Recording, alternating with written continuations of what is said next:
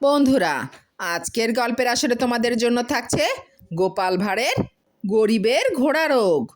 মহিমাচরণ নামে এক গরিব প্রতিবেশী একদিন গোপালের কাছে এসে বললেন, বুঝলে ভাইয়া, একটা মাত্র ছেলে, ছেলেটার ভবিষ্যতের কথা ভেবে আমি শিউরে উঠি মাঝে মাঝে।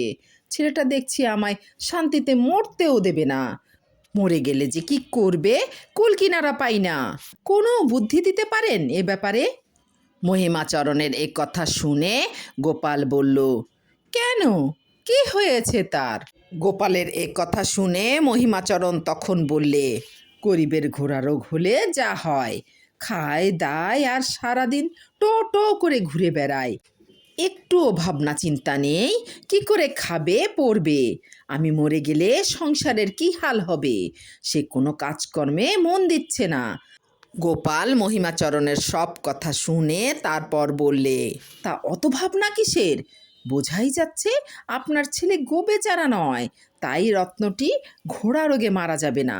ওই লায়েক ছেলেকে এক ডাগর মেয়ে দেখে বড় ঘরে বিয়ে দিয়ে বড়লোক করে দিন, ঘোড়া রোগও সেরে যাবে।